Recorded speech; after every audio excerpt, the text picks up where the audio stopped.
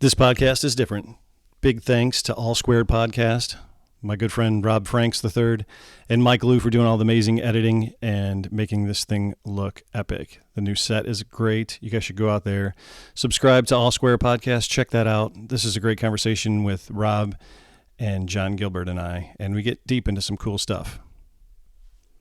Welcome to the Symbolic Lodge of Conversation, where consciousness and curiosity interweave into discussion.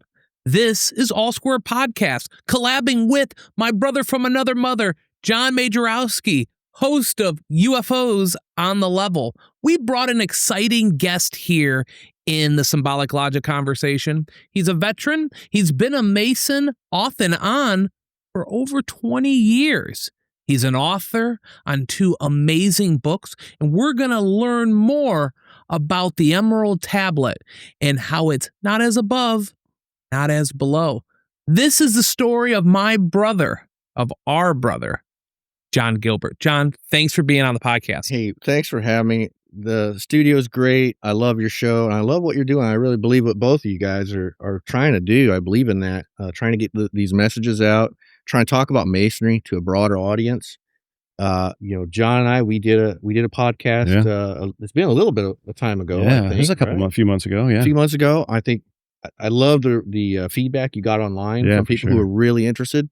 Someone said, "Hey, why is this guy not done an audiobook?" And I said, "Yeah, great question. I just haven't had time." But I think it's great. And I think it does get it out. And I'm sure that person was not a Mason. I think that's exactly what we're trying to reach. Yeah. So yeah, man. Thanks for having me. Hey, it's great. Appreciate you driving all the way up here to be with us. We've been talking about doing a collaboration episode because both John and I have been on each other's podcasts. We both were inspirations for each other. And then with Michael Lou and his magic behind the scenes, making things happen. Yeah. So, gotta have it. John, you were a man before you were a Mason. I want to hear what led you to knock on the door. It's an interesting question. And the first time someone asked me that, and I'll give you that answer. I really don't know. It was a very strange point in my life. It was after 9/11. Obviously, I'd been in the Army for a little while. I signed up right after 9/11, and I just got more and more curious about just how it all works. Life, if you want to call it, the world, the cosmos. How does it all work?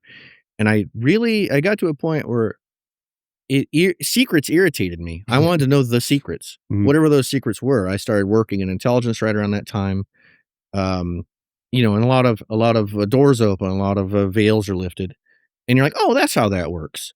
And it just became a thirst. And it's a foggy memory, but I'm quite sure I just got online and I just sort of came across Freemasonry. I was like, oh, I remember hearing about this. Didn't really know of any family members who were Masons. Didn't really know a lot about what it was. I always had sort of an esoteric bent. I was always into things like tarots and things like that, and kind of studied on my own and in small groups. But I liked this Masonry thing, so I called them.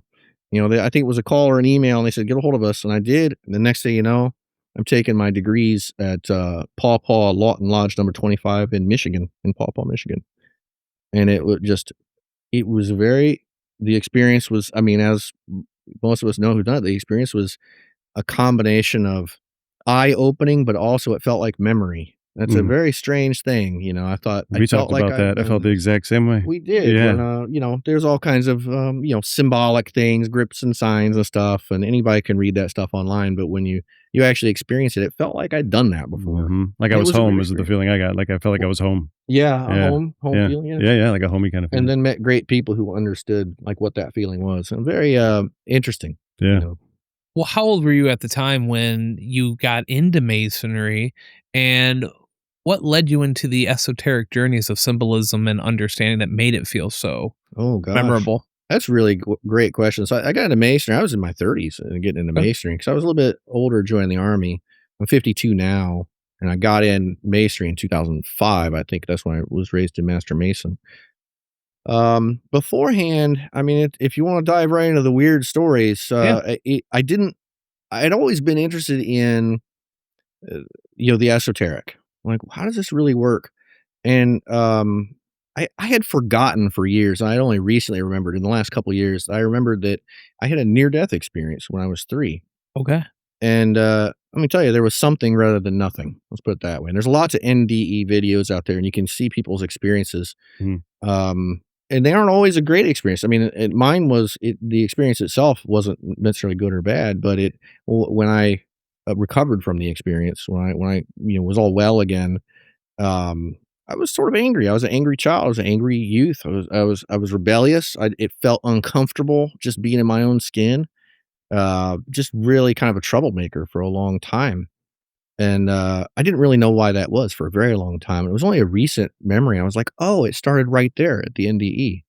I think the problem is you sort of how you can feel the difference between being awake and sleep, right? Right now you're awake. I stayed up a little bit too late last night. Mistakes were made. Yes, yeah. Well, that was a good time. Libations were had. It's my fault. I do not know if I'm awake or asleep right now, but generally you can tell, and that's a very subtle feeling. You can't put your finger on how you know you're awake right now. What if you woke up again for a brief time to another awakeness, and then you had to come back to this? Huh. You'd feel trapped in a dream. Mm-hmm. And I always felt like that. I didn't have a way to articulate it. I was too little. Yeah. And no one understood. And that was when I really first felt like, man, something's different here. But then I always yearned to understand what was happening generally around me. And I got into, I think when I was a little kid, I was always like making up little rituals and doing stuff. I was really into symbolism. Got into the concept of yin and yang like real early. I was probably 9 or 10 years old. I started interested in that, interested in Eastern philosophy. Okay. Very strange. And it wasn't until I read an Eastern book, a real Eastern philosophical book, the Bhagavad Gita, which is sort of in Hinduism, and Hindus out there can correct me. I'm not an expert in Hinduism or Hindu mythology, but in Hinduism, there is this very beautiful short text. It's almost like Psalms, and it's called the Bhagavad Gita, or the Song of God. And I was studying, I was looking into Buddhism, and I was reading modern books on it, but I finally read the Bhagavad Gita, and it had an introduction by Aldous Huxley, who talked about the perennial philosophy, the recurring philosophy. A lot of viewers will be familiar with that. But this idea that we see the same concepts show up across multiple religions, multiple philosophies, and across multiple epochs. We see sort of these similar themes that, number one, we're not really in the real reality. Number two, there is some other reality that this comes from. And 3, there's a way back to it, right? Yeah. Religion, to bind back. Sure. Right, to get back to the original. And I picked up the Bhagavad Gita, and it was the first book that really spoke to me in religious and philosophical tones. Like nothing had really ever, the words never really leapt off the page on anything else I'd ever read before. And I was probably 20, in my mid-20s, early 20s, mid-20s when I read that. And I said, oh my God, they're saying stuff that I've been thinking and I couldn't articulate. And they wrote this thousands of years ago. This is nuts. And so I think that was the turning point. And that really got me really overturning all kinds of stones and just looking into anything esoteric. And I had really no direction or anything.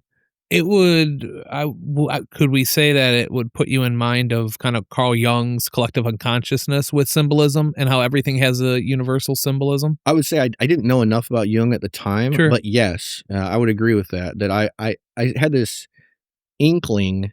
Well, and I have to interrupt myself, as we were discussing in the car earlier, I wasn't a very good student. Well, and I didn't have the discipline to really study like I needed to in anything. I was just kind of like show up at school, take tests, go home. I was in the car. I was into swords and cars and girls. Yeah. The usual. Yeah. Who isn't? But so I knew vaguely about Jung. I knew vaguely about some of these things, but I had this inkling, this impression that symbolism is where it was at. I was like, symbolism, it seemed to me that the symbols I was studying and the symbol sets pointed to something that wasn't them. Some symbols have a meaning, right? They have an intrinsic meaning. Some symbols point to something else that is indescribable. And I was just starting to get a whiff of that. And I think that actually pointed me towards Masonry, maybe unconsciously. Yeah, it's just, it's a weird journey. I wish I could, I was keeping notes on it back then. I would have this heck of a journal, but I wasn't. Well, I mean, the NDE thing, I mean, ties really back into ufology. I think we talked about this before as well. I mean, and I think it's getting bigger now, more noticed, but there's a lot of people that are experiencers. So experiences with non-human intelligences that actually, or actual craft, UFOs, orbs, whatever in the sky that are, have gone through a near-death experience. And the number's quite staggering, believe it or not. Would that be in the same plane of existence or in like a altered state of plane of existence? All of the above. Really? So it's interesting to see that. There's a guy I know that actually kind of helped me start down my podcast journey who I didn't know. And he only came out, about it recently, publicly, past year or so. But he had I think it was a car accident, near-death experience, and he saw basically angelic light beings. And then after that, his whole entire life has been filled with like legit craft, sky, other things, like multiple people's family saw him. And like before that happened, it was almost like a switch turned on. And so it's interesting to see that there's a definite correlation, not only for that, but just maybe just the high strangeness as well, synchronicity, symbolism, like all those things kind of, it says like a doorway. I think it's a doorway it's opening. Oh, maybe. Certainly. That's well said. Yeah, because you hear near-death experiences, and I believe Netflix had a limited series on people who went through near-death experiences, but they also tie it in with outer body experiences. Well, it's funny you mentioned that because I had never tied these two together in my mind, because when you're 3 or 2 or whenever this happened, you don't know what's supposed to happen in the world. What's not, you're new to the cosmos, right? Right. So everything is new. Like just, waking up in the morning sometimes with a itchy foot, that's new. You're like, oh no, what's that? And so my first out of body experience happened spontaneously, and it was just months after my near death experience. And I remember it distinctly. I mean, it's just one of my memories, and I discussed it with my family, and they were like, I don't know what you're talking about. I was little. I was a bit, I don't know, I was a little scared. I was walking down this hallway. My mom was taking me down this sort of dark hallway at the house. I was supposed to stay in my brother's room, just go to bed. It was bedtime. And now everything is, if you went back to that house, everything's tiny. I thought it was like this huge, dark corridor full of demons. And it was, from me to you. Right? Sure. So I go in there, and I fully expected my brother to be up in the bed. We were just little kids. And I remember, the bed was pretty high because I was little, and I remember putting my hands up. I slapped the bed mattress to push myself up. And at the moment I slapped the mattress, I saw that my brother wasn't there. And there was kind of a shock. And in that moment, I was above myself, up in the corner of the room, looking down on myself. And I thought, well, that's odd. But it didn't freak me out because I didn't know any better to be freaked out. And I remember kind of like willing myself to look over the other side of the bed. I saw some shoes there, some brown shoes. I remember them. And then my mom came in, and bam, I was back in my body. And I tried to explain what happened, and I didn't have the language. So just to be clear, you were not on the bed. You were not in a meditative state or a state of wakeness in sleep with your body, like a sleep paralysis. Nope. And you just came out of your body in an OBE experience. Yeah, it was nuts. Wow, I've never heard that compared to astral projection, where people do that in their sleep and they're connected to tethered to their body. Mm-hmm. Yep. And I had done it, and those shoes were there on the other side of the bed. Once I went and looked, I was like, oh, they are there. So I literally saw the stuff that was there, and I think this gets to a deeper question too. Like a lot of this is dismissed out of hand, and I'm a scientist, at heart. I mean, I teach computer science. My wife's a physicist. We're a science family. I'm a fact-based person, but I think what's happened, and maybe not just Western culture, but that's all I can speak for, is a discounting of the individual experience in favor of shared experience. Mm-hmm. So we have a shared experience, right? Right. Like we're all in this room, and there's this ashtray here. We can all agree on that. And so that's pretty verifiable. But we all have individual experiences, even when they're supported by data, even when they're supported by corroborating evidence. They get dismissed if it's an individual experience. Subjective is almost a dirty word. Like, well, that's just subjective. Kind of like in court, they say, well, that's just circumstantial evidence. Well, circumstantial evidence is the most of the evidence that convicts people. Uh-huh. If you shoot someone and walk out of the door with a gun in your hand, and there's no one else around, and someone sees you, you're probably going to jail. But that's just circumstantial. Right. I'm rolling this in my head as you're talking about it, because everybody wants to give credit to the scientific method, but that is like one view, one path to find the answer on things. Well, Hawking and I can't remember. He was collaborating with someone and wrote an article. He said that it's probably not complete. Like we have we built a scientific method, which is amazing. Mhm. Okay. But we never took into consideration of what it means to understand the information. It was just sort of understood that your scientific method is outside of you, and then you conduct all your analysis, gather your data, you come to some conclusions, and then you understand something. And it's clearly better to understand something than not. That's the only thing you have to take on face value. Well, you can even demonstrate that too, it's argued. But what does it mean to understand something? That's a subjective experience. And he was positing that there might be a part of the equation missing. And it's interesting that in thousands of years of philosophy, we're only now starting to develop, in our lifetimes, a philosophy of consciousness. The one thing you know is true, the only thing you can know is true and experience directly, your consciousness, is only now starting to be looked at like, well, how big is consciousness? Where does it end? The mind stops where yours begins. Like, I'm not in your consciousness. So they're starting to describe it. There's people out there, Tononi, he's a neuroscientist. He's doing really great work in neuroscience and philosophy on consciousness, integrated information theory, I believe it's called. There's great strides being moved forward now. And I would say a friend of mine, Lonnie Watson, who's a philosopher in the UK, she's developing a philosophy of questions, which dovetails into this idea of we've never really considered in scientific method, is there a philosophy of asking the question, and is there a philosophy of understanding the question?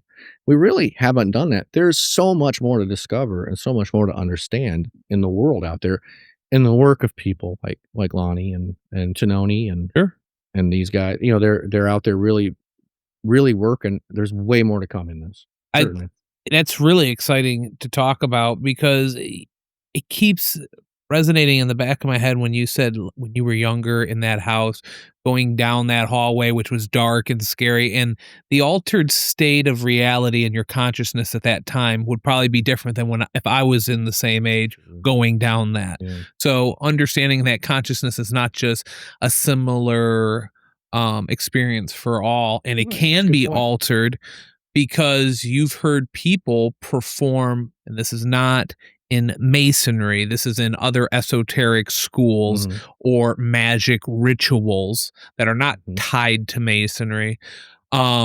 People performing like the Abermelin ritual. Sure. Right?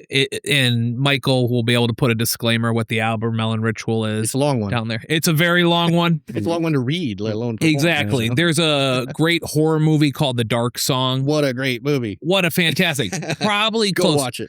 Do not, and Mike put the disclaimer out there, do not try that at home. Yeah, do not try that at home. I wouldn't watch that one with your kids. No, don't watch that. But think about it.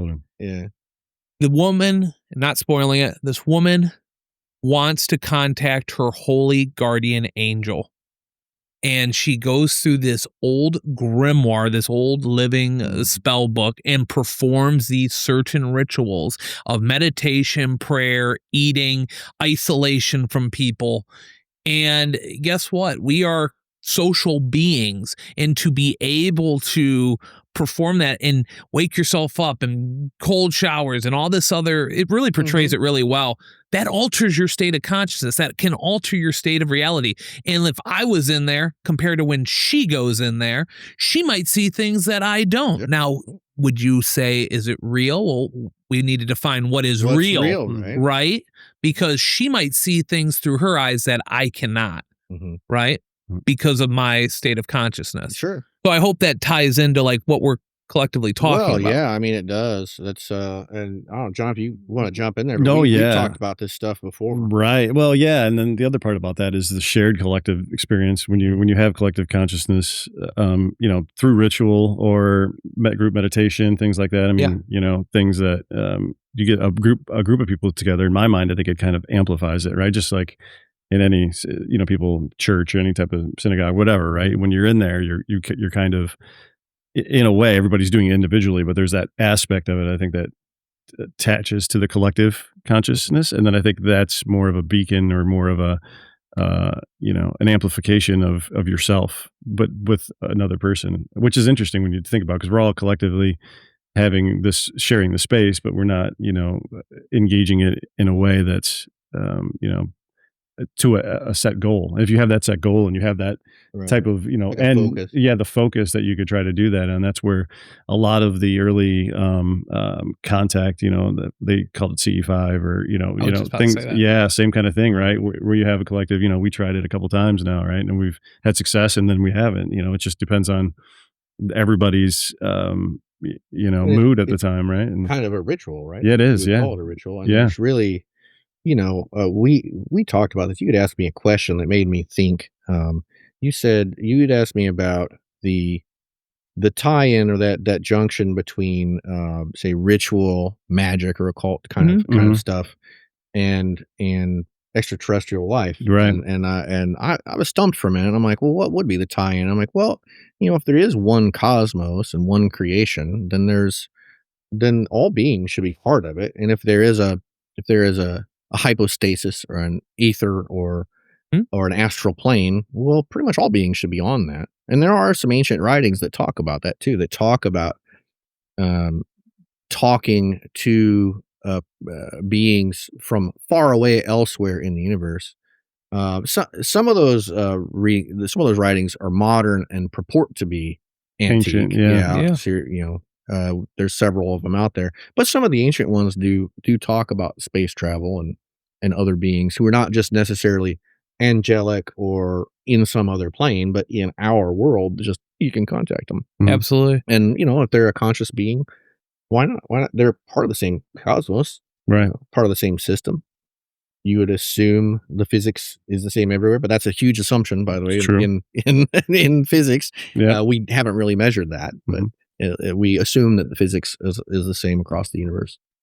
Right. So, I often like to think about, there's times when I'm thinking of like friends, Jon Majerowski, all of a sudden John's calling me, or I Yeah. call John and John's like, Rob, I was just thinking about you. I think there is shared collective consciousness in that, especially when you tether friendships, relationships. Right. And that happens in Masonry. And Masons don't even get it, because I could meet a guy, I could be in Jackson, Mississippi in an airport, and somebody sees a hat I'm wearing or a ring, and that guy sees me. We don't know each other, but we know each other because we walk through those same steps. We understand. And there's that sense of comfortability. Sure. Right. And the opposite can happen for somebody that's was exposed in a negative way. This synchronicity is how I got back into Masonry after a long demit, and we can talk about if you want to get into that. Yeah, I mean, I was, we were right now, you're just officially raised, and then, lead us what after how it was, just so we can follow the story. Well, I'll tell you what, after the raising, and like you mentioned, Freemasonry doesn't have a praxis. It's not a ritual magic thing. Right. Magic. There's ritual and ceremony. It's not like you go home and now you have this Masonic practice you do at home and you have all these prayers and rituals. It's just not like that. So one of the guys at the lodge told me right after I've been raised, I'm still humming from, the initiation. And he said, have you ever heard of Walter Leslie Wilmshurst? And I'm like, no. Yeah. He said, go online and read Walter Leslie Wilmshurst. He said, remember that, Wilmshurst. Oh, okay. I went and read Wilmshurst. I read Meaning of Masonry and was blown away. And it was this esoteric dive into Masonry, because I had experienced all the Masonic rituals at that point, but it never clicked that it really had anything to do with all these other things I had experienced and practiced and things before I became a Mason. Wilmshurst, whether it's right or wrong, whether you believe him or not, he really tries very hard to describe Masonry in these esoteric terms. What's the meaning of the rituals? And that's why I went. I mean, it's really hard to read. If you go out there and read the original, I recommend reading it. There is some language and, shall we say, cultural ideas that did not age well. Okay. But read it nevertheless. And now it's difficult to understand. And so I rewrote it, and the book is out there. It's called Temple of the Masonic Order. And all I did not taking credit for any of his work. I updated the language, so some words they just don't have the same meaning anymore, Right. and you have to sort of correlate the meaning. So I updated it and then organized it because his original book was a collection of 5 papers, so they kept starting and stopping in the same place, and it makes it annoying to read. And I talked to a lot of Masons, especially entered apprentices, and they were recommended to read Wilmshurst, and they said it was like being hit over the head with a stick. And I'm like, I get it. So I said, let's write it in an easier to read way. I'll tell you what, that was another turning point book. That was important. That made me really start looking into the deeper meanings of Masonry and Masonic symbols. Yeah. And what the rituals were all about. Well, one would make an argument that the rituals we do in Masonry, the initiatic ritual of the boy becoming the man, right, or the outsider being accepted into the society, the opening and closing of a lodge is definitely a banishing ritual because we do a prayer because this is our sacred place. This is our own. This is my words only. Eden. It's our place where we can be men. It's our own think tank. It's where we can talk and really build relationships to learn, to really subdue all the problems that we deal with, and just be an example out there for the world. Right? In Wilmshurst's view, and it's a view, and it doesn't conflict with that view necessarily, is that the lodge room, the way it's set up, which anyone can go see, by the way. Just if you're a non-Mason, go contact your local lodge. Yeah. Set up a tour. They'll show you everything. They'll let you sit in the master's chair in most of them. Yeah. It's not a spooky place, but the way the lodge is set up and the rituals conducted there are intended to be simulacra of your mind, of your psyche. When you set the tiler at the door, that's a guard with a sword, right? It's all symbolic. And you close that door. Now you're shutting yourself to the outer world and you're turning inward. Now I won't go through all the steps of the rituals, but when you are doing the certain movements and talking to certain people, and certain people have certain lines, it's according to Wilmshurst, it's a simulacrum of a psychological activity happening inside of yourself to transcend the material world, as one would say hermetically, to transcend the zodiac, as they call it in the ancient texts, to achieve a transcendence. Someone could call it Christ consciousness. Some people would call it maybe just enlightenment. Masons would call it making good men better, in a way. And that's not a moralistic statement. I mean, on its face, it's about morals and morality, but in its deeper meanings, according to Wilmshurst, this is a deeply spiritual internal alchemy inside your mind. You're moving the furniture of your mind around and reorganizing it. Every ritual you do, you're taking symbols that maybe are latent or you at least recognize inside yourself. You put them outside of you so they're easily recognized. A person represents something. There's a symbol on the wall. There's a picture of something and some objects. You reorganize them and then you internalize them again. And that is a ritual. You do it with tarots. If you can do like, future telling, fortune telling with tarots and things like that. But there's an initiatic quality to some of them too. And if you set these abstractions out in front of you in a certain pattern, according to a certain logic, and then you're rearranging them and then you put them back in the deck, you're re-internalizing that. You're taking ideas, and this is Jungian, I would say. You're taking these symbol sets, you're arranging them according to a set of rules, and then you're re-internalizing them and it changes you. And that's what initiation is, I think, at its core, is a changing of the person by a rearranging of the internal furniture. I love that. That's a really good analogy for it. Yeah, because when I use tarot, I'm trying to talk to myself, my subconscious self, and internalizing. I write a question. I'm moving the cards around. I write a question. Because I'm thinking about that question as I'm moving. And then I'm cutting the deck so many times. And then I turn over the card. And I don't just look at it. I look at it and internalizing what I get. And I'm writing it down and I'm trying to, internalize what it's meaning to me. Because the future, you can do past, present, future readings and you can do fortune telling, but the future's subjective. It's depending. I could go out that window behind over there. I could go out the 2 different doors. I'm going to have a different experience every time. Yeah. So the future, only the divine knows what the future has in store, because it knows everything that's going to happen, but it's up to us to be able to decide. And that's where free Yeah. will comes into place, in my opinion. And you're talking about the layers of a, say, a magical system or a symbolic system. Let's call it a symbol set, whether it's Masonic or Tarots, or if you're, whatever organization you're in, you get a set of symbols, and then you operate those symbols. That could be anything from communion and prayer to tarots, and not to offend anybody, putting anything on any level with, not making any like equivalences there, but at a very mechanical way of speaking, you operate those symbol sets in order to get some. You're trying to change something, and there's layers of it. I think to some people, it's when you start out, maybe you're just trying to understand the symbols. You're trying to learn the symbol set. Some people are trying to, maybe at another level, trying to get a physical effect. They're trying to do something intercessory or fortune telling. And some people are trying to do an internal alchemy of sorts. You're trying to become better or transcendent, So you can take these symbol sets and probably use them for many things.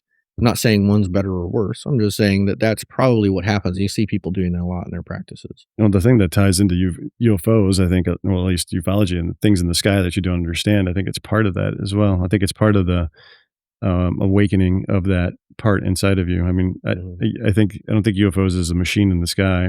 For everybody, it's different, but I also think it may be a mechanism symbolically to awaken you to a different experience, right? Well, it could be, and I'm purely speculating, right. Because I'm not an expert on any of that. Yeah. That if you have beings who maybe have a more advanced, or let's call it just a different consciousness, time might appear different to them. What was that movie where they had that? Was it Contact or something like that? Jodie Foster and the aliens had a language that was so incomprehensible because it had a time component to it. I think that was very clever, right? Because we look at other life on this planet, and obviously other beings have consciousness. We see it all the time. We have if you have a dog, it reacts to you. It loves, it hates, it does all kinds of stuff, and it would be weird to think like, oh well, it doesn't. The lights aren't on inside of that. I'm the only one who have the lights on. Well, they do, but it's different. And how look back to your childhood, how you perceived things, how you thought you were, and how the world was completely different. And we're not just talking knowledge. We're not just talking what you knew, but how you knew it, like how you felt in the universe, how big your universe was, what it did. You felt completely different at 3 or 4 years old than you do now. And there's nothing to say that ours is the pinnacle. So there could be beings that have just a profoundly different, and in fact, if the Earth is any indicator, any being we run into should have a profoundly different view and a profoundly different experience of itself. I would say there's millions and millions and millions of species on this planet. They probably have a profoundly different view of themselves and interaction and experience of the universe. If you go off planet, absolutely. It won't be just green versions of us. Yeah. Of course.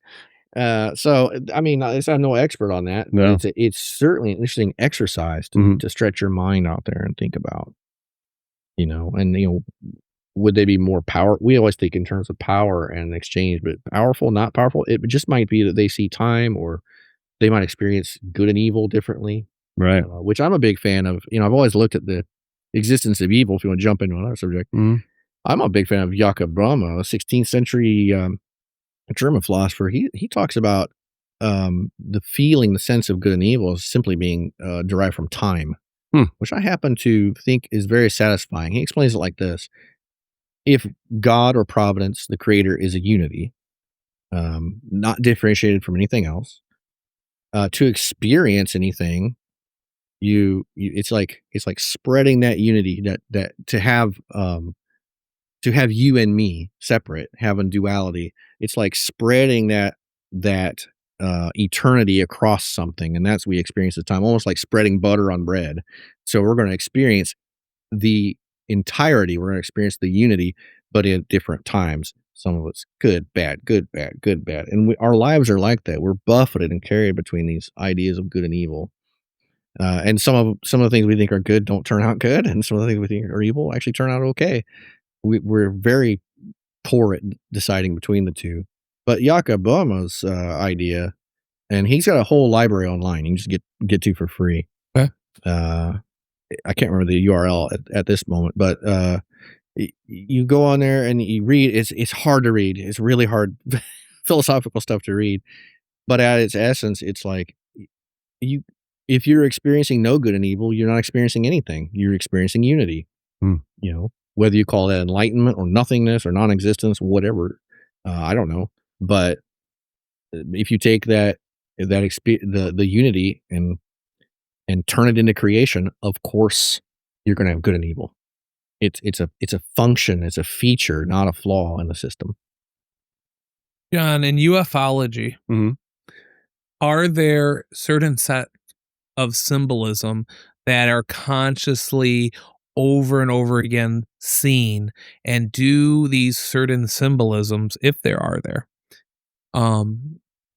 have a meaning behind them of good or evil? Oh, good question. Yeah, it is. It's so it's pretty much up to the perceiver, right? The perception of what it is, right? But there are reoccurring themes. I would say is for symbology. I mean, like orbs, golden orbs in the sky, orange orbs in the sky, different colored balls of light, right? Is a reoccurring theme.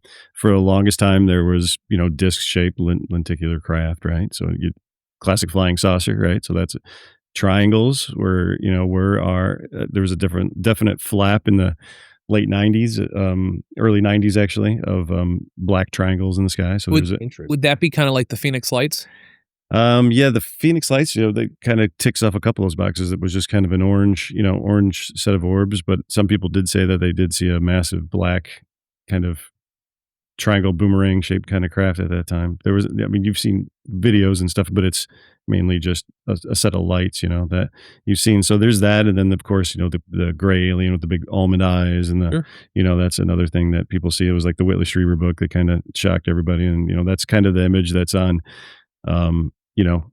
kids, the trapper keepers now. And, there's stickers everywhere. And that's like the iconic thing that everybody expects that to be the alien, right? It's just this gray thing with almond eyes and big head. And, it's kind of turned into that. Which is interesting because an occultist named Aleister Crowley developed this image of the entity he was perceiving. He was in communication. I believe the name was Iowath. And it had similarities of the almond eyes and the head shape and the dynamics. And it was really from that moment that other people started claiming. Now, is that some kind of psychological thing? Like, well, just do you ever remember the madness of dancing plague in the Middle Ages, where people were dancing until they passed out and died? Like, that's kind of like a hysteria that maybe our society jumped on in more of a modern time. Could have been, but there's cave paintings that are over 11,000 years old of the same type of entities, right? Yeah, that's true. Like the statues, eerily similar. Australia, it was a couple of different places. It's global, Descriptions of angels, Similarly, yeah. So the cross cultures, of course. So it's kind of the same thing. It's things from the sky that we don't understand, basically, and it's always up from above, coming down, and a lot of it's historically giving knowledge, bringing knowledge, something different, something you don't understand. A lot of it, but then you have the other side of that. You talk about good and evil. You have the abduction scenarios, right? Where people, I was about to say that. Yeah, where people are taken against their will. There's reported that they were taken into a craft, experimented on, brought back, and some people said they've plagued their entire lives by these things. Some people have physical evidence. There's other things that have occurred. What do you think about that? Do you think that's by and large credible? Well, I don't know. There's when you go back to the scientific method, right? You have things that are verifiable, right? There's some things that are like marks on your body. There's also things individual like experiences that are similar. Exactly. If those of us in this room all experience something not at the same time but experience the same thing, is that any less true than something that was experienced simultaneously? Right. There isn't necessarily a universal law or a physical law that says an object or an experience must be experienced by more than one consciousness in order to be true. That's just sort of a convention. So what if we do experience the same thing, but in different places and at different times, but it's the same thing. Yeah. What if I walk into this room and experience this ashtray, and then I leave, and you come in and experience it, and then you come in and experience it, but we didn't experience it together, so how can we believe each other? Right. It was there. Yeah. Yeah. I mean, it's interesting because it's also, I think it really goes back to being the subjectiveness of the whole thing as well. Because you look at it and, there's many stories and a lot of, UFO lore where there's groups together, maybe even doing the CE5 thing where I'm standing shoulder to shoulder with you and I'm looking at something and I see a orange orb in the sky and you see something completely different, but we're shoulder to shoulder looking at the same thing and Rob sees something different, right? It's just completely different when we're looking at it. So I think your perception, depending on the lens that that you have internally, consciously, I mean, but they would all say there was something there was something there, right? Right. Yeah. I see an angel, you see an alien. Culturally, your experience is colored by cultural experience and of course, religious expectations and things like that. Yeah. Now at 3, I didn't have any of that. I didn't know what an angel was at all or anything. And there was something. Mm-hmm. There was definitely something there, and and we regarded each other. It was a presence. Which would be an interesting play if that's the reason why a higher intellectual civilization would want to create some kind of distortion or confusion so that, they can keep doing what they want to do, but you experience it different, and they know how to manipulate it where I experience it different. Oh, man, we'll screw up our own perceptions. We're good. We're good at that. Aliens be like, just let them do it. Let them do their stuff, man. Let the monkeys do nuts. It. It's true. And, you said something about earlier. You touched on like how that experience, how like an NDE or something would color, future encounters with you. I think you brought up the Holy Guardian Angel, things like that. Yeah, in the Dark Zone. It was my wife who pointed out. Man, I had my show. I was wild when I was younger because I was rebellious. And I did a lot. I engaged in a lot of dangerous activities and dumb activities and things that. Man, if I had to go back and do, I would never do. Let's just leave that at that. Sure. Due to statutes of limitations and various things. But there were many times I really feel I should have bitten it, and something came and got me out of it. I'll tell you an experience. I was deployed to Kosovo, and if you don't know where Kosovo is, Kosovo is a tiny, by and large, Muslim country in Eastern Europe. And there was a terrible war in that region. You've heard of the Balkans, right? Mm-hmm. So this is north of Greece, Macedonia, this sort of area.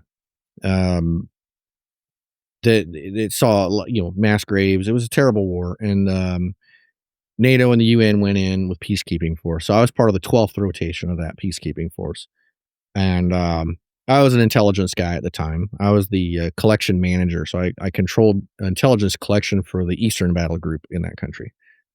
And we were short on manpower, so they sent me out to do things. There were certain things I do. I had to go out and check on things. You had to go check on various locations. They call them NAIs, named areas of interest.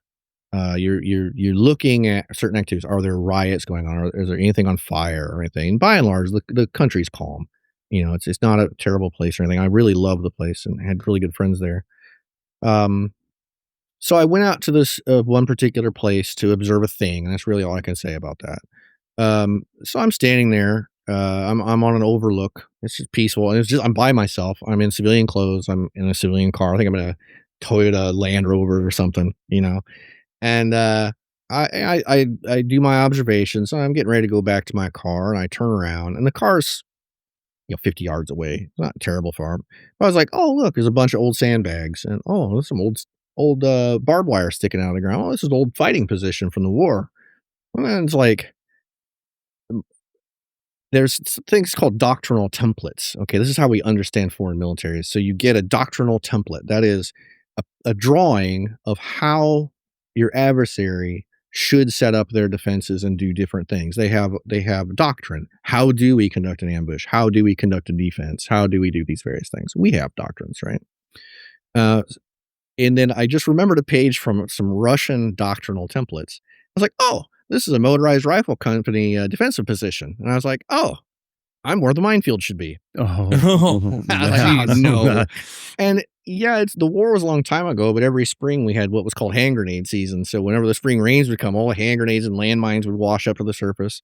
And, people get hurt about every year there because of that stuff. And we, the American force and the Allied forces, we'd go collect all that. and we go detonate it once a year. We collect as much as we could and go blow it up. And if you have PTSD, it's not a great experience. Yeah, imagine that. So anyway, I'm staying there and I'm like, well, darn, this is a minefield. How do I get out of this? And I stood there for a minute, and out of nowhere, and I am in the middle of nowhere in the mountains. These two skinny old dogs come trotting up to me down this like kind of worn rabbit path. Yeah. And they just circle me and sit down in front of me. And I'm like, okay, I guess I'm going to follow them out. And they got up and led me out of this minefield. And I went back to my car. And as Ace Ventura would say, and a clean pair of shorts. and I went back. I went back to my base, which was Camp Bondsteel in Kosovo. And my wife was one who pointed out, like, yeah, that wasn't just an accident. Right. No. I wouldn't. And then I look back on the many, many, many dumb things I've done, and the ridiculous, obscenely improbable circumstances that got me out of them. Sure. So. What can you say about synchronicity, and what can you say about that? Like, those are things I want to understand. And I think anyone interested in any of this, how can you not be interested in finding out how that works? And you can't just dismiss it out of hand, an experience like that. Oh, yeah. Well, it's just they happen to be in the area. I'm like, really? Yeah. Where? Like, there was nothing around. How boring would life be if we all thought like that? Oh, that's just part of life. Yeah. You know what I mean? It's worth investigating. Yeah. But you had asked about my break in Masonry. So so we were on the translation of that book, and then I was in the military, and I went around. So like I said, I was raised to a Master Mason in Michigan. Because I was in the military, I traveled around. I was out in California at Defense Language Institute. Shout out to DLI, also known as Desperate Love Institute. That's a different story. But it is beautiful out there, of course. And I went up to San Jose, and I joined the Scottish Rite there. That's where I first got in Scottish Rite. I'm still a proud member of San Jose Valley. And so I moved to another state. For a while, I landed in another state. I did like you're supposed to as a Mason. You're supposed to transfer all your memberships to your local, Blue Lodge, your Masonic Lodge, your local Scottish Rite Valley, and I won't say exactly where or in what organization and what body, but it was more than once. Immediately, I started experiencing people saying racist stuff. Oh, and I have zero tolerance for that. And I've got a message for other Masons: if you're in an organization that is about universal brotherhood and you're a racist, get out. I'll say it. I don't want you there. You need to change or get out. It's if you can't see the hypocrisy, then I don't know what to tell you. You're in there, you're praying together, you're brotherly love, relief, and truth. Brotherly love, relief, and truth. The brotherhood of mankind, but not those guys. Wow. Not those people, not people of a certain kind. I'm like, just get out of my organization. I'll tell you that right now. I don't treat that with any kind of a politically correct language. I don't leave the gloves on or anything like that. You're not a Mason. You're correct. Yeah. You're not. If you made these obligations to be a good man, true, be here for your brethren, and they believe something different, or they're from a different race, how can you call yourself a Mason if you're being a true racist? Yeah. You have to bring out the old phrase, minnow, Mason in name only. Yeah, and, absolutely. I hate to be so mean to you, but I also don't hate it. So sorry. Yeah. But I demitted. I didn't demit terribly out of personal offense. And I do have, and I'm not claiming any kind of status or anything. I have less than 1% Congolese ancestry. We kind of know how that happened. I'm descended from slave owners and slaves, it turns out. We have good genealogical and genetic evidence of that. So, I have an extra reason to get a little honked off at that. I mean, there is no such thing as purity. It's just silliness. We're all Americans here, and, get along in lodge, or just don't go to lodge. Come on, guys. So. And if I may jump on this, if you're experiencing that in that lodge, start traveling, and it makes you uncomfortable, which it should. Start traveling to other lodges and find your right home. You should never be stuck in a lodge that does not identify with what you believe. And I mean that in a way where it complements it, not that it always has to be the Robbie Frank's view on how a lodge should be. I'm saying you're a part of this interweb of brotherhood, right? The cement. Yeah. So yes, leave a lodge.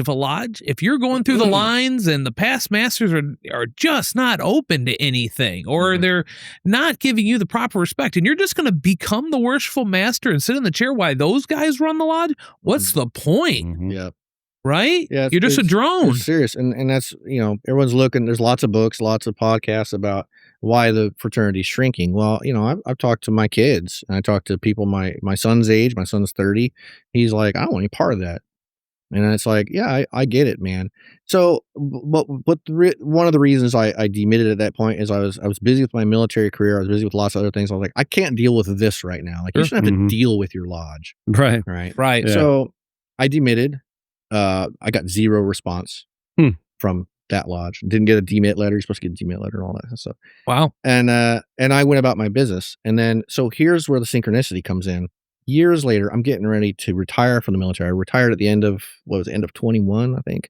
Huh? And 22. I can't remember. It's all a blur. I did 21 years in, and I was walking out of my office in Bowling Green, Kentucky, which is where I ended up living. It's a beautiful town. Go there. And I was just thinking, you know what? I'm probably getting to the end of this military career. I'm going to have more time. I could probably get back into Masonry and really roll my sleeves up and be part of the solution. I mean, I don't like to walk away from stuff that I see as a problem, but I couldn't deal with it at the time. I like a good fight. Let's go fix this. There's got to be someone else out there who thinks like I do. And the moment I was thinking that, I was walking out of the door of my office building, and my phone rings, and it's our good friend, our mutual friend, Brother Korn. Ted Korn. Ted Korn, who is a mentor to many. Love that man. And he called me. Out of the blue, right? This is out like of the blue. like and he never calls me. What a synchronicity. Oh, yeah. And there's that. Yeah. And the first thing he said, aside from, John, shut up. Don't say anything. Listen to me. Because he knows me. I'm going to be, I'm stubborn as all get out. He the first thing he said was, you need to get back into Masonry. And I was like, what? He said, now listen, you need to get back into Masonry right now. There's opportunities in there. There's things, we need you back. You need to get in right now. I'm like, all right, then. I mean, so I'm like, what are you doing in my head? Can we dissect that for a moment? You demit from the fraternity. Yeah. For years. For an extended period of time. Yeah. For years. You knew Ted before you demitted. Yeah. How? I had to do with Kosovo, another series of synchronicity. And how do you meet people? There's a DMLA group in Kosovo. It's weird. It's weird. Geez, I will tell you, there was a traveling Masonic lodge there. I never got to it because I was kept working way too much. 16-hour days, 7 days a week. The military lodge, right? And, well, I think it might have been contractors who worked. I can't remember who exactly ran the lodge or where their charter came from. But my buddy, he got off post a lot for his job, and he walked in there. It was before we left. We'd spent a year there, and we were getting ready to leave. And there was a tapestry with all the Masonic tools on it, and the big square. It was beautiful. It was like gold embroidered tapestry. Yeah. And he walked in there and said, "Hey, my buddy would like that," and they gave it to him, and that hangs in my house right now. It was a very cool gift. Well, that was the man we met, my buddy Joe. Yeah, we met last night. Right. Interesting. Well, he was a young guy, and we had some very deep conversations over there in Kosovo. He was in his 20s at the time or so, and he wanted to be a Mason. So when you demobilize, it's like breaking up a family. We all go back to our home states and things. And, I went to Kentucky at that time. That's where I was living at the time. That's where I live now. And he's Ohioan. And he petitioned a lodge, and Ted became his mentor. Yep. And so that's how I met Ted, is through this young guy I met on deployment. Right. And amazing. It just worked out. And then that's how I got back into Masonry. It's nuts how all this stuff works. But I'm glad I did. And I did meet the right people. And there are good a large amount of really good people out there who are like, look, we got to make a change. We got to turn a corner.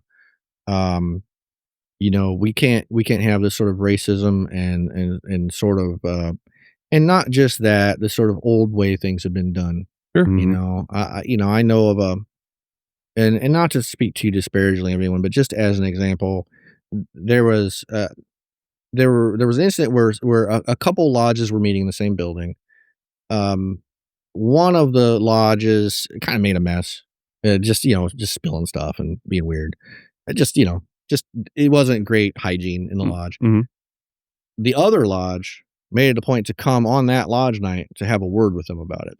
I'm like, okay, but did you come when any of our members were sick or in the hospital? Did you make it a point to come when our one guy was in a car wreck? Did you make it a point to do that? Why was it really important for you to come to berate someone, but you didn't think it was worth that effort to come and be with us when our brothers are sick or injured? Did you call them? Did you write them? No, you were worried about your lodge building. And man, there's a place for that, but where are your priorities? Right. And I think we need to turn a corner in that. And I think podcasts like yours are helping do that. It's helping people think more out of the box. Helping people think that like this isn't about maintaining the building and having yet another chili cook-off and yet another pancake. I say Freemasonry, taking the world one pancake breakfast at a time. Exactly. But it's true. Anyway, that's where I am, and I'll stop complaining about that. But there's things to be fixed, but there are people fixing it, and that is the ray of sunlight in all of it. There are people who are on the same message and are like, we got to do something, or this is going to go away. Well, and the other thing is too, is just by having, both of our podcasts, we're vastly different, so to speak, but we're both brothers. We're all brothers, right? Sure. Obviously, but it gives a different perspective to people that are non-Masons. I've had a lot of people, and believe it or not, during, just from the podcast and then, just being on Twitter or X or whatever, reach out to me and say, hey, just by watching you and actually watching your podcast too, Robbie, like, it gave me a better idea of what Masonry is. Like everybody has like, their own perception of Masonry. We're this, secretive group that is, a lot of people are like, oh, you're the Illuminati and all this, all the crap that we hear, right? The conspiracy stuff. But it's like when you hear people, can they relate to people that are just real humans that are having conversations that could be potentially interested in some of the things that we are as well, right? Like from my side, the esoteric, the ufology, the non-human intelligence thing. It's like, well, why? There's room for that. There's room to be your own person, and I think that's awesome and enlightening in a little bit. And I think that's what helps people go, it's not just a bunch of old dudes having a pancake breakfast. It is that, but in addition to that, but in addition to that, you could be you could do things. You could, make it a part of your own. Like someone told me when I joined the Scottish Rite up in San Jose, took me aside and he said, "This can all be yours." And I thought about that. What's that mean? It's like, no, when you join Freemasonry, if you're a young person and you don't like even the perception of Freemasonry, let's say, I've talked to, my son's friends and things like that. And they're like, no, it's old fogies. It's pancake breakfast. It's a little, a little too this. It's a little bit not enough that. It's like, well, get in and change it because it can be yours. So well said, because it isn't, at the end of the day, it isn't John's fraternity, it isn't John's fraternity, it isn't Robbie's fraternity. Right. It's all of ours. Yeah. And you know what? Yes, we need to build bridges instead of walls with the different generations. Mm-hmm. We need to be able to, and this is really especially true. And this morning, as you guys knew, I was in a Masonic district in Ohio where I had to give a speech, and I was talking about articulating Freemasonry in a modern era. Being able, like, we can talk about Masonry all day.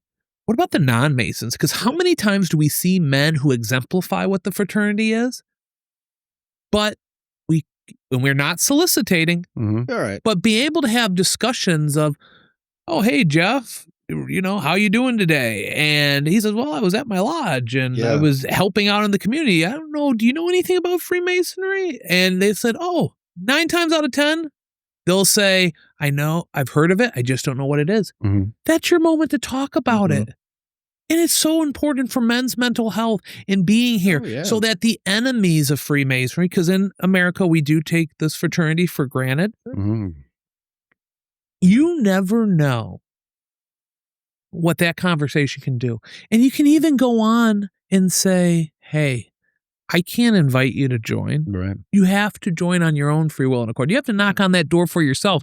But my lodge is having a dinner here next Monday. Did you want to come and meet some of the guys? And so many people walk out with a petition and start their journey. Because after you get out of college and you're starting to have the family, how are you going to social and interact and still have that piece of identity? That's how you know it's not the Illuminati or something. 100%. Is that we can't recruit you. We don't come get you. We don't ask you to join. We don't tell you exactly how to believe. We it's not everybody's believing the same thing. Each lodge is different. Oh, each person is different in each lodge. And that's why we have so many lodges. I think it's a beautiful thing. And I'm associated with a loose affiliation of 3 or 4 lodges, and we all love each other and we have joint things together. But we all like to run our lodges the way we like. And I'd like to propose too that maybe instead of to be one, ask one, or making good men better, how about this could be yours?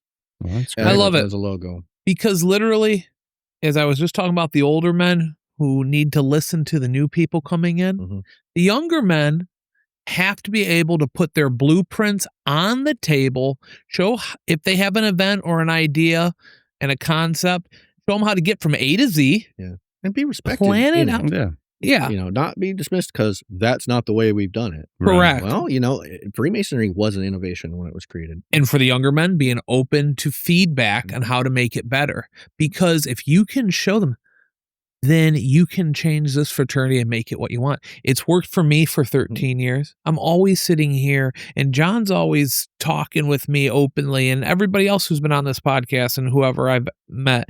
And I'm always sitting here like, man, not of new things, but in new ways. How can we reinvent this? Well, I'll tell you something we did, and there was a very enlightened master of the lodge down in a town in Kentucky, and he said, "Hey, would you come do a talk?" I said, "Yeah, that's great." And he said, "What about this? What if we open the lodge to the public when you do it?" I'm like, "Great. Put it in recess, put it at rest, whatever you want to do, or don't even open it. Just have the building open." Invite the people who were thinking about petitioning, who were non-Masons, invite everybody, men, women, children, whatever, and have a subject, and speak on it. And I'll tell you what, we did that, and it was a huge success. We need to open our lodges up a little bit more, remind people we're part of the community, remind them that we're not secret, we're private, just like anything. If you walk into a major supermarket's boardroom, they're going to kick you out with security. Now, we won't even do that. We'll just stop what we're doing and talk to you. If you just happen to walk in what we're doing. We're not doing anything secret. We're doing something private. We conduct business. It's our finances. It's our paying the bills. Yeah. That's what we're up to. And the other reason for the secrecy on our initiations is that so we don't spoil it for you. It's an experience. And if you come in already knowing what the experience is going to be, then it's lame. It's just a lame experience. That's really what it is, Yeah, you don't want to put the stereotype in that, I'm just joining a business meeting. A Masonic meeting can be whatever you want it to be, but it has, over time, people fall into grooves and structures of, this is what we have to do because we've been doing it forever. When, and I just have to use my example for this when I was master. My first meeting of the month, because we meet bi-weekly, it was a business meeting. It was a long business meeting, but we got it all done. That second meeting of the month was a very short meeting. And then we opened it to a lecture series, and we had different presenters talking about all different topics, and we opened it to other lodges. And that's the other thing, is opening it so the Masonic term tiled is where we keep things private. So tiled means the lodge is closed to the general public. That's really all that means. Yeah.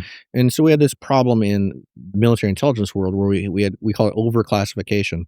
There was a lot of information that didn't need to be classified, or it didn't need to be classified at the level it gets classified.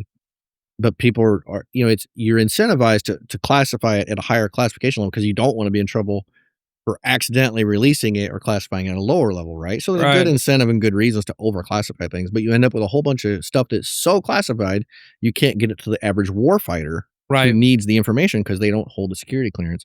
We do that a lot with tiling our lodges. We'll hold talks and read papers and do presentations that are amazing and brilliant, but we'll do it in a tiled lodge. there's no reason you couldn't give it to the public as long as you're not discussing, private matters. And most of the papers I've ever heard in Lodge are perfectly able to be given publicly. So, Mhm. I mean, maybe we should do that or consider doing it. Yeah, I agree. And invite people and invite your detractors. If you got a guy you're arguing with online, maybe not in every case, but if he seems reasonable, he's got good arguments, he doesn't understand Masonry, he or she, invite them to a reading, invite them to a paper or a presentation, and be like, or invite them to present. If they've got something to say, let them present. I'm all about that. Let's hear your opinion. I think some of the hesitancy with that is you have in these charges that are said, you don't want to be, and this is uncoded in Ohio, so to us it can be open to the public to listen to, or a public, a non-Mason could read. We're not supposed to lead ourselves into arguments with those who through ignorance will ridicule it, right? So abstain. Well, the problem is you don't have to be argumentative to enlighten somebody. Yeah, listen. Let's listen to each other. If you want a detractor, or maybe let's just call it someone who doesn't understand Masonry, who's a questioner, you engage them, right? That's not an argument. That's engaging them. And you know what? If we're going to do that, then it has to be reciprocal. We have to engage with them and hear their real concerns. I've talked to a lot of people online who had real concerns. People in my family have real concerns.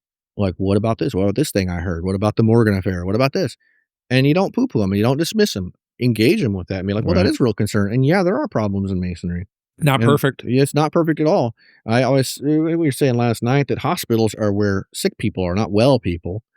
And Masonic lodges are not where all the enlightened people hang out. It's where people who are trying to get better are.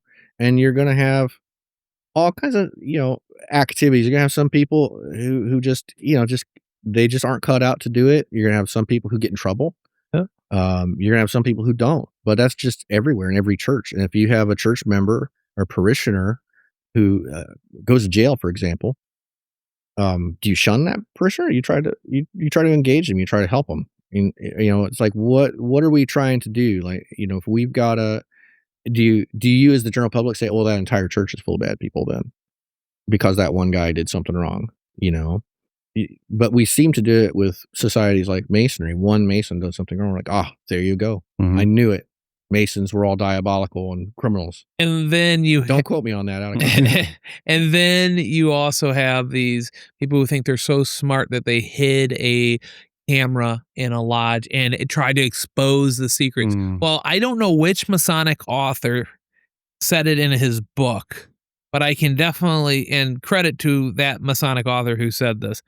Listen, I could write a book about how to eat an orange. I could talk about how I peeled the orange. I can talk about how I pulled it apart, why I chose it, when I bit into it, feeling the mist of the orange on me, tasting the orange. Until you experience it, you have no idea about that orange or Freemasonry, because it's an internal journey of bettering yourself. That's a great way to say it. Thank you. I agree with that, and I think also, I think people misunderstand because this is a nuanced thing. I know a lot of people they don't really like nuance, but I'm going to say a nuanced sentence or two. There's obviously secret symbols, words, gestures, right? These are parts of the ritual that we don't give publicly. Well, they're all in Duncan's ritual. Sure. It's not important to me that you don't know them. It's important to me that I keep them secret because that's part of the symbolic act of what I'm doing in initiation. Giving us secrets, that's just a symbolic thing. It's part of what we're doing. It's part of the rearrangement of the internal furniture. If you know it, great. I don't care, but I'm not going to tell you. That's what's important. And that's a real nuanced thing. It's like, well, why can't you tell me? I'm like, because I can't, but that doesn't mean you can't know it. Go read Duncan's ritual. Yeah. It's all in there. Yeah. This is a big thing. Not every man could be a Mason. Sure. 100%. Right.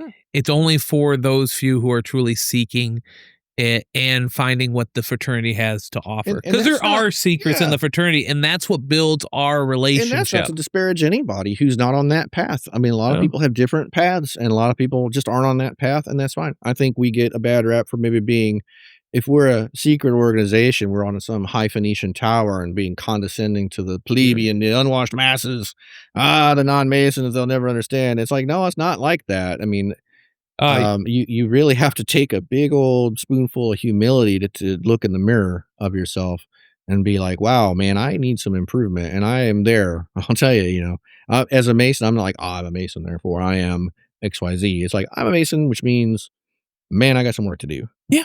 And I think that's the central symbolism, which I won't really talk about here, but I'll let someone experience if they become a Mason. Part of the central set of symbols is about that very thing. This is about taking you and doing the work. Mm-hmm. If anything comes out of this podcast for Michael and I on the All Square side, and I know this is like this for John as well with UFOs on the level, check it out. Oh, yeah. Is if I could be in an airport across the country reading a book and waiting for my flight, and some guy comes up to me and says, hey, brother, and I vet him to be a brother, and he sits down with me, and I'm just, my first thing to almost every Mason, I mean, is like, how did you join? I want to hear the origin story. And if somebody can look at me and say, I joined because I watched All Star, that fantastic. I'm like, get it. Yeah. Even if it's one. I've actually had a 3, I think now, believe it or not.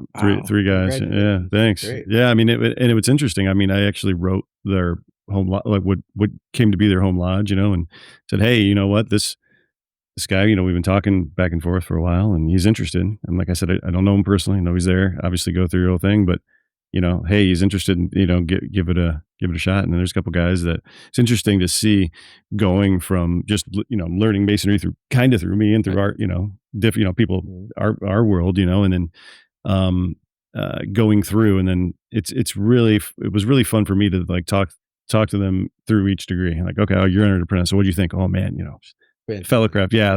Master Mason. Oh my God. Just, and it's cool to see that those 3 different guys that went through that, and, and it was all thanks to, and I still keep in contact with them, and, they'll reach out, and it's cool. They're like, hey, thank you. Like, you changed my perception and you helped me get in the door. And, so I think it's really cool, So I they believe in what you're doing. I think it's great. Yeah. And I mean, and they honestly said, like, we had a different perception of what it was until we saw you, we talked to you about it. And so I thought that was cool just to do that, the thing for me is just, opening the doors for people to, let them walk in, It's the biggest thing. Like, you can let them open it up and let them walk right through. And hopefully that's great, Well, you're meeting them where they are too. I mean, of course, the digital landscape with you guys. I mean, this is where it's got to happen. This is where people are interacting. Yeah. This is the new social. This is the the town center now. Yeah. And I like the idea of a symbolic lodge. This conversation lodge. Yeah. It's a great idea, and I think it's a great way to go. Would you mind if we took a quick break? Yeah. Let's take a quick break. Mike, can you give us a little bit of a pause, and we'll be right back. And we're back. So we were talking earlier about misconceptions, right? Masonry and anything really, and this book really rocked my world. I saw you give this lecture. We talked about this before. Thanks, man. Yeah. That. It's not as above, not as below, not as above, not as below, which is hard because everybody in their free mind wants to think that, as above, so below. They want it. That's the thing that's been beat into their head for, centuries, right?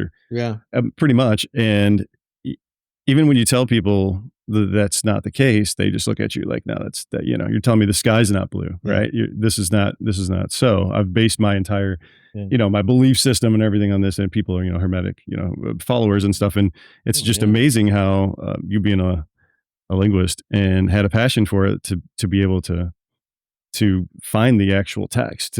Thanks, man. Yeah, and it's do part of the miracle work of the internet, too. Well, of course, right? But have the wherewithal and the skill set to be an English speaker, and also a linguist in Arabic, to be able to translate that, yourself, and find the actual wording of it. Well, thank you. Different. And I'll tell you, I may not be the final word on this. I don't claim to be. I hope to just start the conversation. Here's where the problem I saw. Yeah. Here's how I got inspired to do this.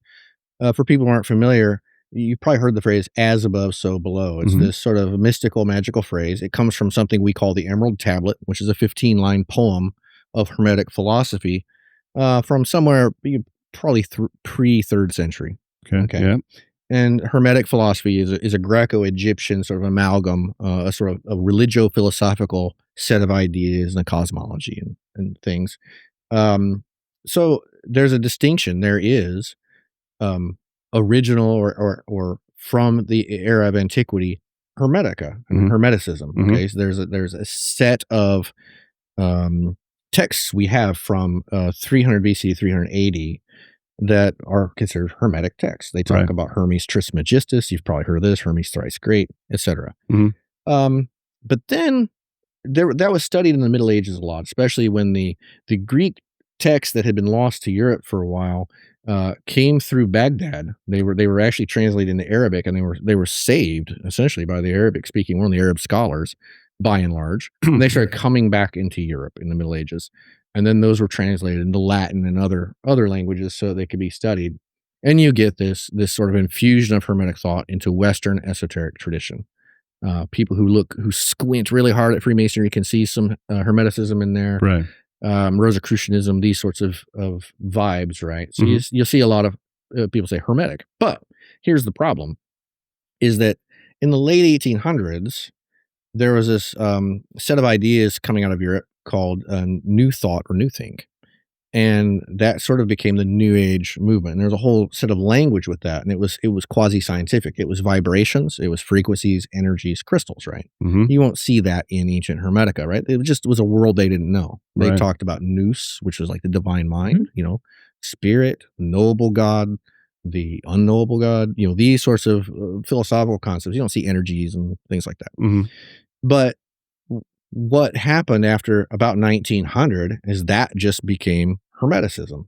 What you would consider even like received Hermeticism, like the Kabbalion, right? Beautifully written book, but it's not actual historical Hermetica. It's a new take. And it's been the gateway for people to study these ancient works, which I agree with. Study ancient philosophy, read the stuff. But if you go to the source material, that's where you find the Emerald Tablet, for example, which is just one tiny bit of the Hermetica.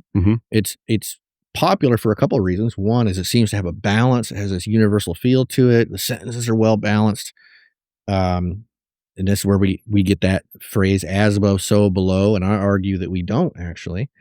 And the other thing is it became part, there's two parts to a work. This work is called The Secret of Creation and the Art of Nature. It's probably we can date some of the stuff in it. It's probably post 1st century. It claims to be written by Apollonius of Tyana, who lived in the 1st century. But there's problems with the text that make it clear that it wasn't 1st century. But anyway, in that text there are two things: The Secret of Creation, which is a big work, a multi-100-page book, and The Art of Nature, which is the Emerald Tablet. It's not called the Emerald Tablet. It was never called the Emerald Tablet. In the book, it's in the source material, which we have 9th and 8th century handwritten Arabic manuscripts, which is I'm using as my source material. These are the oldest sources we have for the Emerald Tablet. I'm using 3 different sources. Dr. Ursula Weiser in Germany started looking at these in the 1970s and compiled some academic versions. I use that as well. There's 40 extant versions. There's 40 handwritten manuscripts around the world in various forms of decay and readability, right?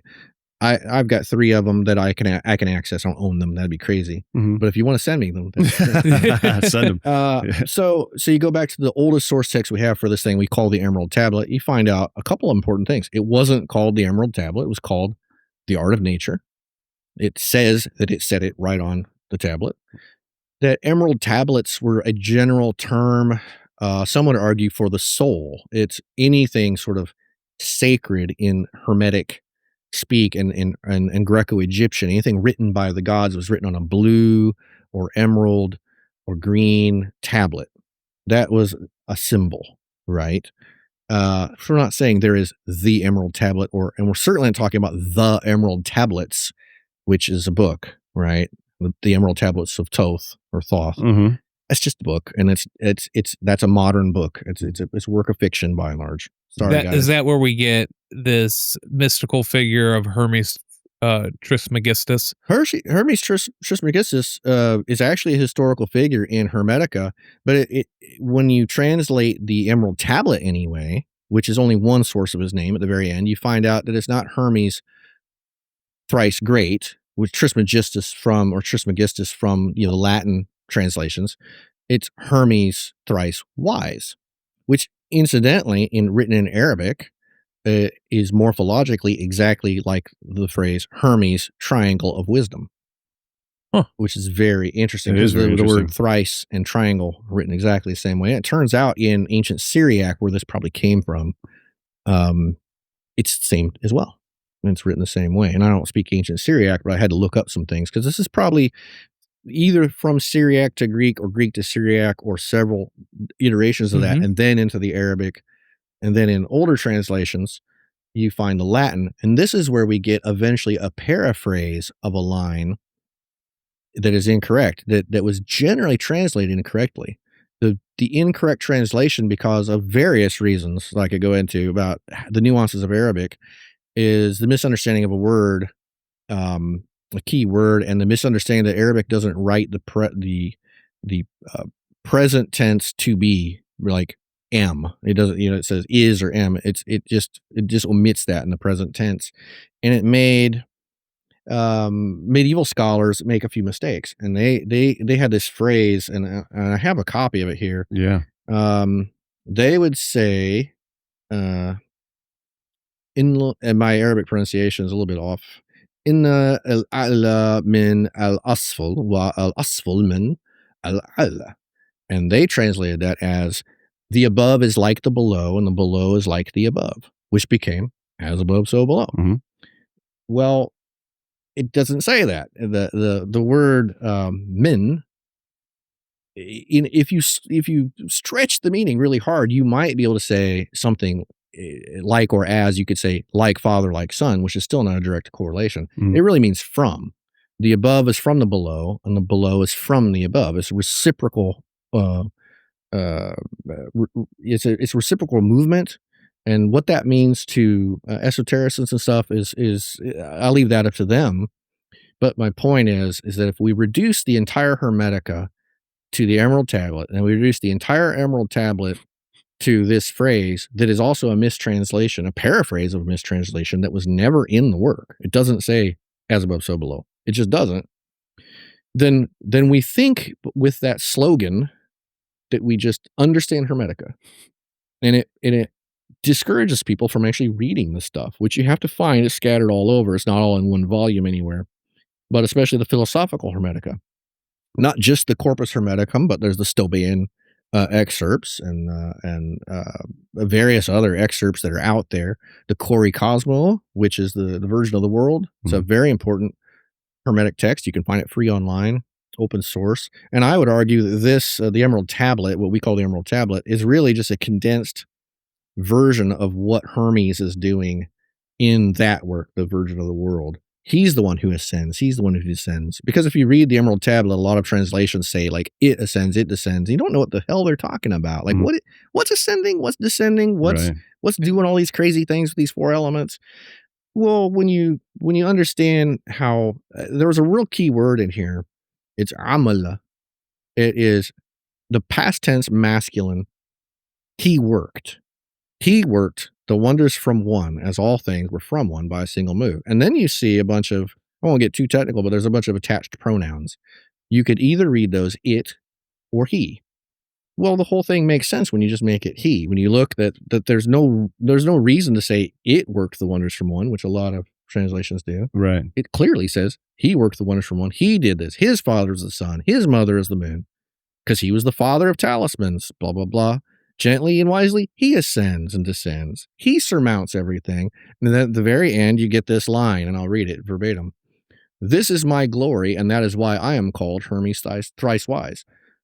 Why would it say it, and then Hermes says, and me? It just doesn't make sense. But when you read it in context, in the context of its finding, I think there's some understanding that it was, the idea is, the Emerald Tablet was found in a cave and stuff like that. Well, it's an allegorical story, and there's a larger allegorical story in The Secret of Creation and the Art of Nature that hasn't been translated directly from its original sources into English until I did it, which I'm working on. I'm working on translating that big book, and it's probably going to take me a few years. The Secret of Creation, it's underway, but since we've spoken last, you started. Oh yeah. And I think a year or more before I get. But in there is this larger story about where the Emerald Tablet came from. It's clearly allegorical. Right. I'll summarize. Right. Apollonius of Tyana is actually older. He goes to the statue outside of town. It's a statue of Hermes on a glass plinth. Okay. Mm-hmm. On the statue are written some words. On the plinth are written some words, and he just discovers it's a riddle. Mm-hmm. It's based on a lot of plays on words and stuff I won't go into it. Everyone in the town had been looking for the secret under the feet of Hermes, the statue. And it's basically says, this is under my feet. But the word feet looks a lot like leg or legs in Arabic and I believe in the ancient Syriac. And so he got the idea, under my leg, under the plinth. So he starts digging, right? Now this is a made up story because Apollonius, as far as we know, didn't do this. This is a pseudo Apollonius. This is a story. He digs, he finds a crypt. The crypt he tries to go into, he lights a torch, he tries to go into the crypt, but there's a dark wind that keeps blowing his light out. He tries this over and over. I get a chill talking about this. Yeah. He tries over and over again. He finally sits down, overcome, and he says his eyes overcame him. He was either falling asleep from exhaustion or crying out of despair. Either way, he's spent. Yeah. And in that moment of despair, it's called a Hajj, an old wise man comes to him, and he recognizes it and it literally says, as his perfected self comes to him, teaches him how to conceal his light in a transparent vessel. It's not described anywhere else. And then he enters the crypt. And in that crypt are two things: The Secret of Creation, which is a book sitting in front of what we assume is the corpse of Hermes, and The Art of Nature. Separate book, which is a separate thing, and that was written on a tablet of emerald, and then it had this poem, and that became the easiest part to translate because it's only 15 lines. That's why it's handed down to us. Everyone's like, "I'm not translating that book. That's nuts." Yeah, and this was written when? This was probably, we know it's post 1st century. I'm working from 8th and 9th century copies, probably 3rd century, 4th century, something like that. Mm-hmm. And what's important about this for esotericists is that, this is clearly a journey into oneself, an internal journey. And the Emerald Tablet, let's just look at the Emerald Tablet of the Art of Nature. It's not the starting point of your journey. It's not the cornerstone of esoteric practice. That was the result. And there were two things. There are two things you have to have: The Secret of Creation and the Art of Nature. That he took from the crypt and then became the famous Apollonius, the master of talismans, which we say about Hermes. Master of talismans. He becomes the enlightened and powerful. He discovers the power within. So it's actually the result of a lifetime of practice, not the beginning. He becomes the alchemist, essentially, the master. Yeah, he becomes like Hermes. Mm-hmm. Yeah, which is that's sort of the objective of it. So it's interesting that we have this sort of mistranslation that's come down. You start seeing the law of correspondences only really spoken about in the late 1800s, and it was only talking about how animals appear like their behavior. So ferocious looking animals behave ferociously. Docile animals seem to not be very ferocious. It was in a different context, and it wasn't until I would say it was actually in that I have a note here that you find the first incidence of law of correspondences in an 1875 book, The World's 16 Crucified Saviors by Kersey Graves, but he was actually talking about animals in this. And then it was 1908, the Kabbalion is what combined law of correspondences and as above, so below, and made that a thing. That's a recently manufactured thing. That's within the last 100 and some years. That's not ancient wisdom. As above, so below is law of correspondences, but we think it is.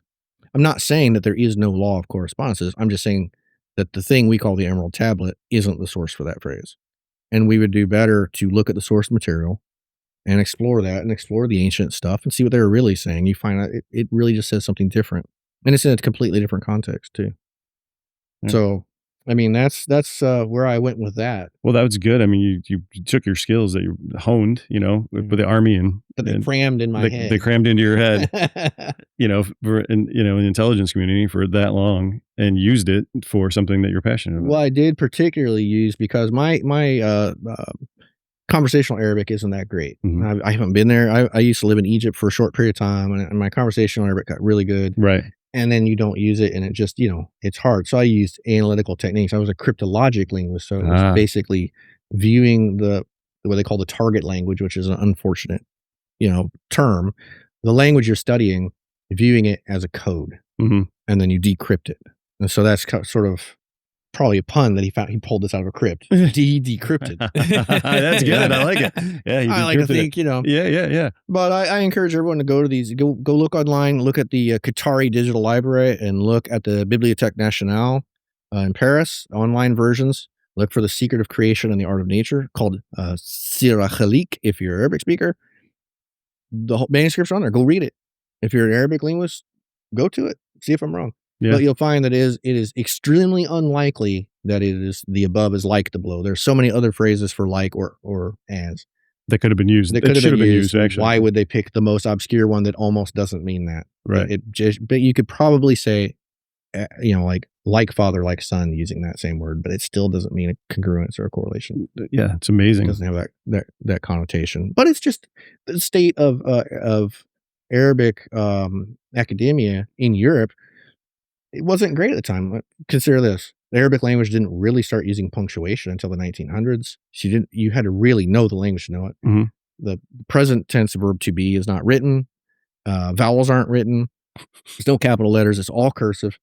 There was no real Arabic dictionary to a European language until Hans Wehr dictionary the Germans made. I want to say that was late 1800s, early 1900s. I can't remember exactly, but it's modern times.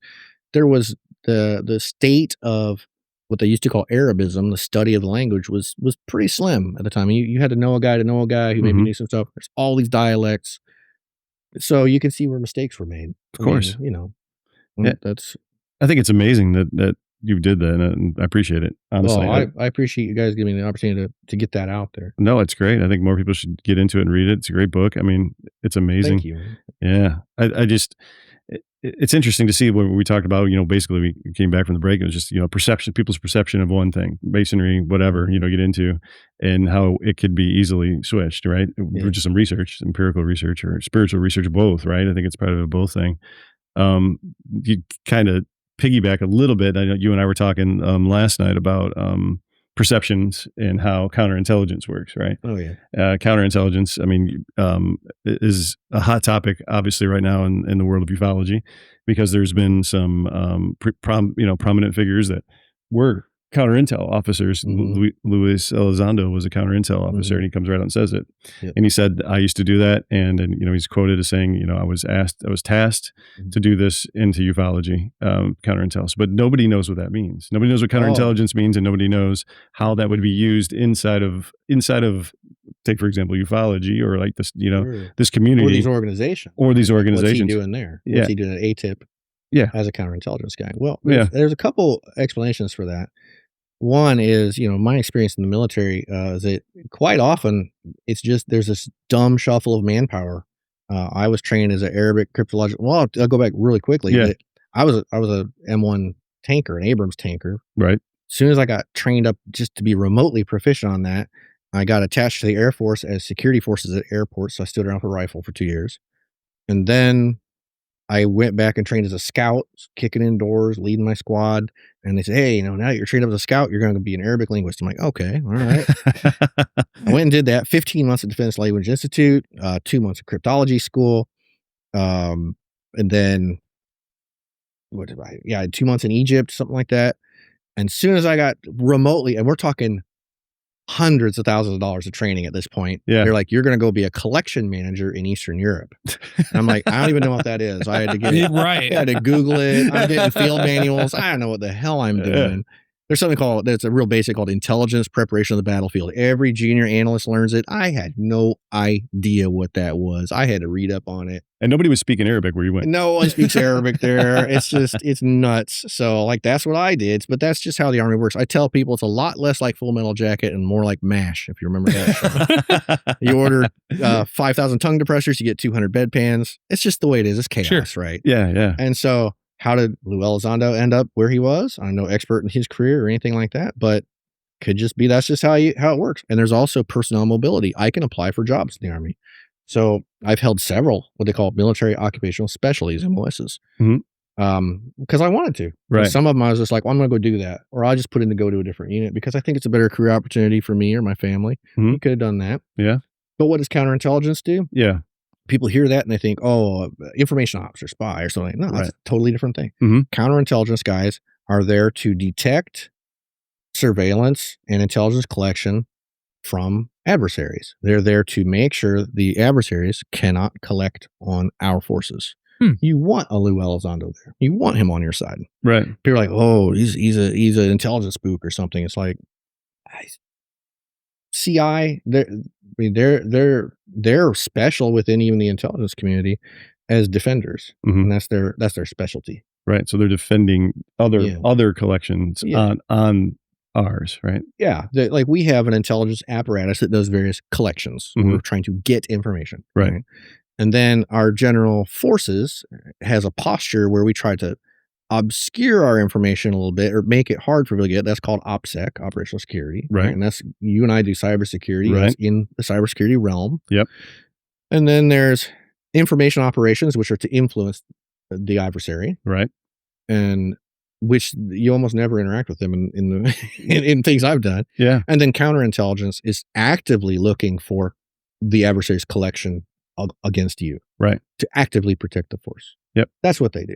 Yeah. And if there's CI folks out there want to correct, go ahead and let me know. But that's how I understand. I was never a CI guy. Yeah. Right. So I don't know. I mean, you had experience being around. Yeah. I mean, I worked with them. Yeah. Yeah. That's what I saw them do. They run around and, they're the ones who, if someone's, in your organization and they're spying or whatever, that's, they're the ones who come get you, Yeah. So I was deployed overseas. You didn't really want to see the counterintelligence guy show up at your door. You're like, oh man, this is at least gonna be a long interview or something. Yeah. Yeah. So they're looking for moles. They're looking for leaks. That's what they're doing. Yeah. And they're looking for other nations or somebody trying to pull intel from our sources, right? In my experience, that's what they've been doing. I was an analyst, so I was eventually I became an all source analyst, and that was one of those things where I voluntarily did that. I said I don't like cryptolinguistics anymore because not that I didn't like the work, but the career opportunities weren't there. It's a very rarefied field, not a lot of jobs, right?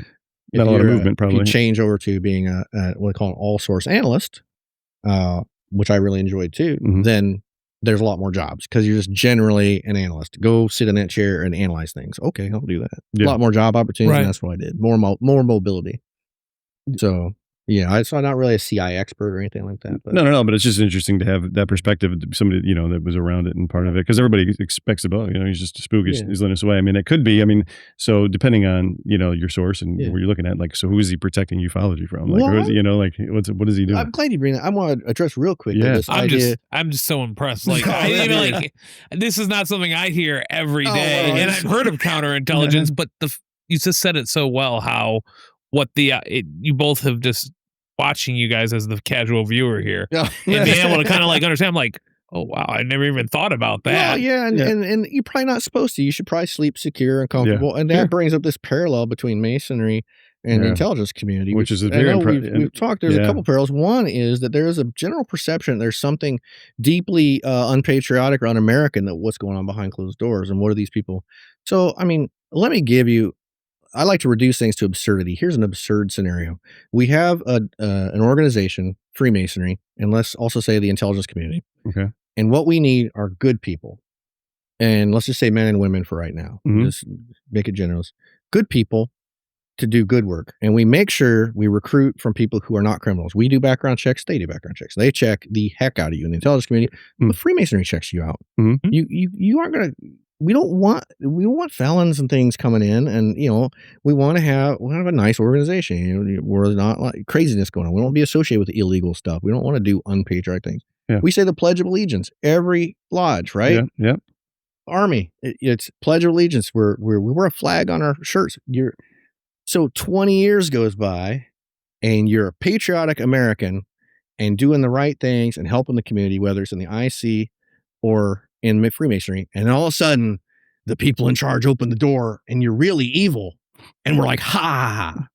Do you think we're really the right people to do that with? We've spent 20 years making sure that you don't give a traffic ticket. Yeah. At least in the intelligence community. I'm like, DUI gone. You're gonna lose your clearance. Anything gone, you're losing your clearance. Right. So we're gonna make sure you are a good person who's patriotic and wants to defend other people. And the same in Freemasonry. Mm-hmm. But what? At the very top levels, it's the devil. Yeah. We're like, come on, man. Now go spy on Americans. We're like, I was just waiting for that opportunity. That's absurd. That's absurd. Here comes a whole new genre of conspiracy theorists coming out. Yeah, but I mean, isn't that what people think? Oh, these Freemasons, they get in and what are they really doing? Like, what's the intelligence community really doing? Well, most of us are overworked. When I was in, we were overworked. We worked in cube farms. It's nothing sexy or exciting. Right. Acres of cube farms where it's just people just going, just nugging away at computers, Yeah. That's who's defending the country, along with the shooters and the trigger pullers and the door kickers. Yep. And they're just as dedicated, and they come from those. I mean, I came from an armor background, a tank background. Right.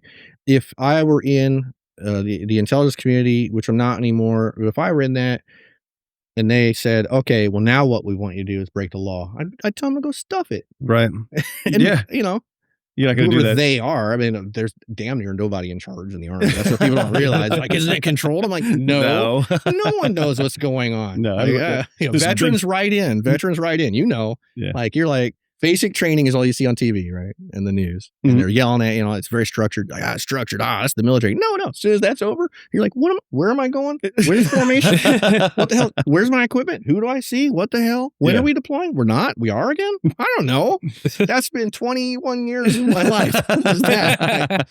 So this idea that they're going to, there's this big master plan going on, and there's this movement. It's all got to be funded. It's all got to go through defense travel system. You guys who know DTS. So many cogs in the machine turning slowly for the big unveil. Yeah, it's crazy. It's a bureaucracy, So that's what I say about that. But there are other parallels too, and I can say that without giving away anything that's violates any of my obligations, Masonic or otherwise. Because I'm still beholden to. I can't give all secrets or anything. I certainly wouldn't. Right. The idea is like. There's you get read on to a program, it's called. So when you get a certain clearance level, there's programs and there's need to know. Do you need to work on that? Great. Read you on, which means we're going to swear you to secrecy. We're going to tell you the penalties if you break that.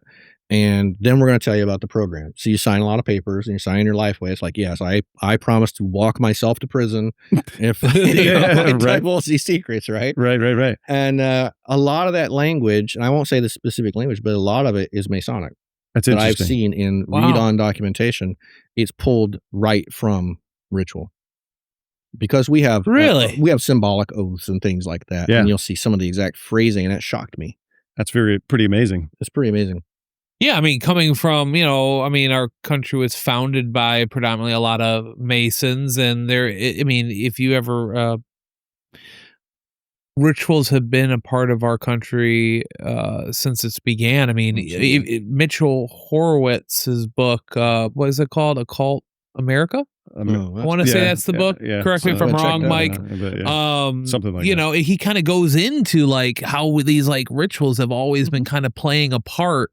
Whether it's farming, whether in like the Masonic terminology, even code and military for Masonry. Yeah. Yeah. Military is full of ritual. And that's why a lot of former military get into Freemasonry.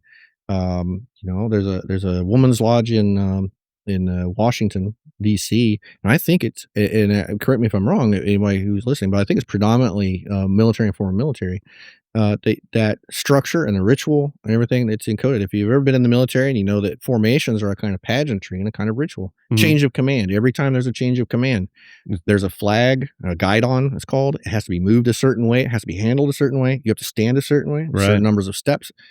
Songs are played at a certain time. People give speeches at a certain time. It is all highly choreographed, and it's a ritual that means that the command has officially been shifted to another person, and that person now has the authority over this unit. Right. And you must go through that ritual. So, I mean, it's just important to humans, I think, regardless of your organization.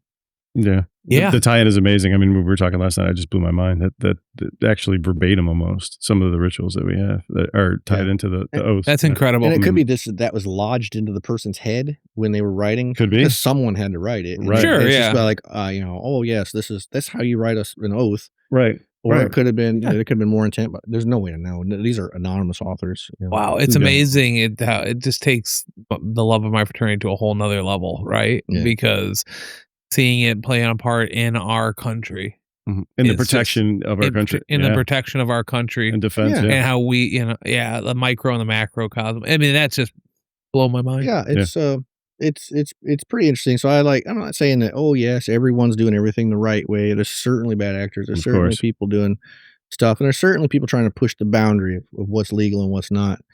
But man, we're told in basic training that you don't follow illegal orders. You have an obligation to disobey unlawful orders. Yeah. They have to be both lawful and moral. Well, and that doesn't change. And then when you get into the intelligence community, there's a number on the wall of every skiff to call the inspector general. There's, if you see, there's something called intelligence oversight. It's a whole program that if you are being asked to do something illegal, or you think you see something illegal, like using military intelligence assets on U.S. persons, which includes U.S. companies, you need to report that. And there's a separate chain for that. Well, there's also, which I've never experienced, but, there is a Masonic trial period if somebody does something wrong. Right. And there is a tribunal of, 3 dignitaries. And I also know that there is a tribunal in the military. Is that something that still gets conducted when things go awry? Well, the courts martial, that kind of stuff. Yeah. Yeah. I mean, you're not only a citizen of the United States when you're in the military, and you're beholden to all the local laws and the Constitution, but you're also additionally beholden to the Uniform Code of Military Justice, the UCMJ. It's another set of laws. And when you violate those laws that are purely military, there's a court martial, could be a court martial. But a court martial is also your right as a soldier. It's your right to be heard. Got it. It's not always a bad thing. Oh, you're getting court martial is being done to you. It's like, well, I have a right to say my part, to say why I did or didn't do. Most things are called non-judicial punishment, NJPs. That means the command makes a decision like, you screwed something up. Now you're going to fill sandbags for a day. Oh, that sucks. Or just, we're going to, if it's a security clearance related thing, we're going to pull your clearance for a while, and then we're going to re-adjudicate, where they set it in front of a panel and they say, was this person able to get their clearance back? That sort of thing happens. I've never been a party to that, but I've heard of it. Okay. But basically there's ways to make it not a court deal if it's a minor thing, like you just screwed something up, which happens, but it's got to be corrected. You screwed a thing up, you left the thing open, you did the wrong thing. There's going to be like, you got to fix that, and now it's going to suck for you for a minute, but then it'll be fine. You're trying to train soldiers. You're not trying to get people in trouble. Right. But if you intentionally do something wrong and they catch you. Yep. Of course you're out. Of course. Yeah. Listen, I know you have to get on the road, but we need to be plugging your books. And can you give us just an insight of what your first book was about?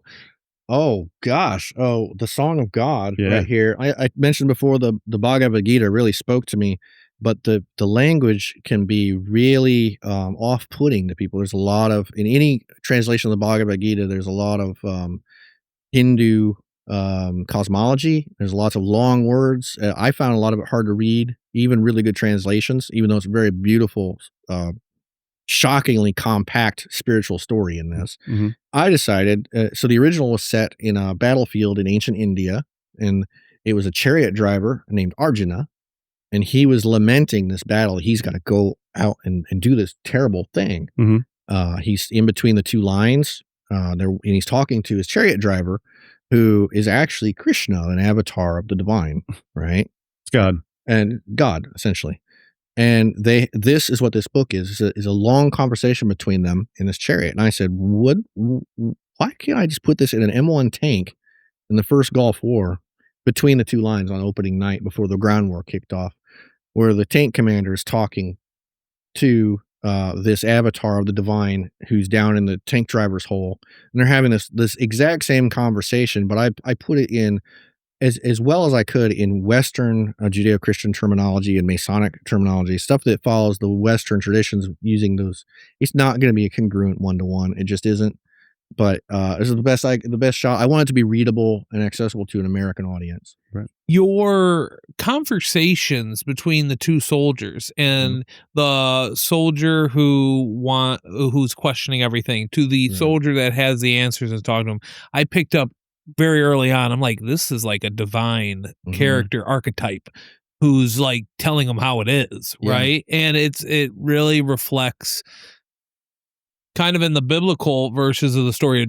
I believe it was Job who's questioning God about stuff and how, God's telling him like, you were just so like not insignificant, but there's a bigger thing at hand. Yeah. I believe that's the story of Job. Get out of yourself. Yeah, I don't believe it was that or Lot. I'm trying to remember, but read it. It's great. If you don't read mine, which is on Amazon, plug. But go get the Bhagavad Gita. There's tons of different translations. I prefer the one with Aldous Huxley's intro. Just read it. It's a great book. Don't be scared. Go get it. But this is easy and approachable. I mean, That's super easy. It's great. It's in modern American English. Yeah. With the same message, the core message of all of it. It's amazing. Absolutely. Yeah. And it's a book that changed my life, I would say. I love it. And we appreciate you being on the show with us. Yeah. I was going to give you a final question on, what you want to tell the audience about Masonry and your experience. Like, what would you say to the non-viewer? But I actually want to pivot and say, I want to talk about faith and atheism. Okay. Closing us out. Yeah. Because you had a bout with being an atheist for a moment. I claimed to be an atheist for a really long time, and I still do to most people when they talk to me. Go on. When they talk to me about religion, I say, well, I'm an atheist. Because you just don't want to have the conversation. It's extremely tiresome. Oh, it is. Because like I said about nuance is that, I get people who've approached me recently at work. It's this, when people approach you with an agenda, when people approach me with an agenda, I won't speak for anyone else. Sure. I don't like it. And it's not about, it is like, I'm interested in you and what your perspective is when they approach you. It's, I really want to find out, are you like me? And if you're not, I would like you to be like me. And that bothers me. And so I'm just like, I'm an atheist. But what I will say is, like we alluded to earlier, is that atheism, I think it gets a bad rap. I see a lot of dismissive thing, oh, just an atheist or poor atheist, or like there's something missing from your life, or there's something gray and awful. It's like, no, atheism is a kind of mysticism. I'd argue. It's that in order to transition from one kind of thinking to another, whether you want to call that a sort of a mundane, sort of in your own head kind of thinking, to maybe an esoteric trying to work towards a transcendental kind of thinking, there's a transition where you have to reject something. And if you grew up with a certain story or a certain set of values, a certain set of rituals, that rejection period is a very bold move. And that's why I say, you read people like Spinoza. We've discussed Baruch Spinoza. Here's an atheist, but what I could tell people, and I love this phrase, that I am simultaneously the most and least religious person you'll ever meet. And that's what Spinoza said, or was said about Spinoza, that he was simultaneously, he was all about religion and religious philosophy, but he's probably not thinking what you're thinking. And that's what a lot of people ask, like, do you believe in God or something, for example? A lot of people are really asking, are you like me and can I trust you? Let's just ask that question if that's what we want. So if people ask me, I'm like, no, I'm probably not like you. And if you really want to know what I'm thinking or saying, first of all, buy my books. But I'll have that discussion with you. But if your objective, which I can sense, if your objective is to get me to do the religion or the practice that you want me to do, then I have no time for you. Right. That makes sense. So how do you feel about the correlation, the foundation of faith, spirituality, faith, whatever you want to put it in there, and as a foundation of the fraternity going into it? Oh man, that's a really good question. I think the fraternity has one of its tenets is to any person with a belief in a higher power. Right. Yeah. We have to really define what belief is. I think that's something that bothers people. Like, is that just taken on face value without evidence? Or is that a kind of knowing, like a Gnostic knowing? Or is it a suspicion? It could be all of that. It could be like an acknowledgement even. I think Freemasonry goes on acknowledgement. Like, do you acknowledge that there's probably something more powerful than yourself? Whatever that may be. Yes, because there are Muslim Freemasons, there's Jewish, Hindu, Native American. Because it's supposed to be a multi-faith. I argued once, I wrote in, I think it was Scottish Rite Journal, that my definition of Freemasonry was omnism. Because if you notice in the ritual, Freemasonry is left undefined. Yeah. It's a bit weird. Yeah. I think intentionally, I think by design. I posited that it was an early form of omnism, which is a more recent term. So they didn't have the term 300 years ago. This it came from a poet, I think, in the maybe I think it's 1900s, I think. The idea that if you look at faiths around the world and throughout history, and I say read Charles Eastman's Soul of the Indian. It's Eastman from Eastman Kodak, right? Was Native American. And he tried to write what Native American spirituality was before Columbus, pre-Columbian. Wow. It's an amazing little thin book. Really? Go get that. But when you look at all these things across time, you start seeing an overlap. And I say it like this, the truth, could it be known? Is it out there? I don't know. But think of it like a box and it's casting a shadow, and the shadow is the only thing you can see. And the lines aren't going to be right. None of the angles in the shadow are going to be 90 degrees. You get an idea. And if you keep looking where all these shadows overlap, there might be some sense of what that truth might be. I suppose that's how I see Freemasonry. And going into Rosicrucianism, if you're into that sort of thing, it gives you license to study other things. Yeah. I agree. You know, we could be here for hours, literally talking. You got to get on the road. We are, so grateful for you coming up. This has to be another episode in the future, getting us all three together. I'm grateful for you guys too. And let me just say one more thing before I hop on the road. I have a couple dates written down. If people want, I've got a couple things coming up. I'm really excited about the translation you've been working on. Oh, dude. Yeah, we'll have to definitely get another episode. I'm working on some fiction that's gonna be hermetic. It's gonna be nuts. That's gonna be years down the road. It's gonna be the new Hermetica. Yeah, the new Hermetica. new Hermetica. No, I did write it's called the title of the book was, I have it right here. I wrote it kind of as a project. It's out there in the ether somewhere. It's called Pseudo Hermetica for the 21st Century. It's fake Hermetica.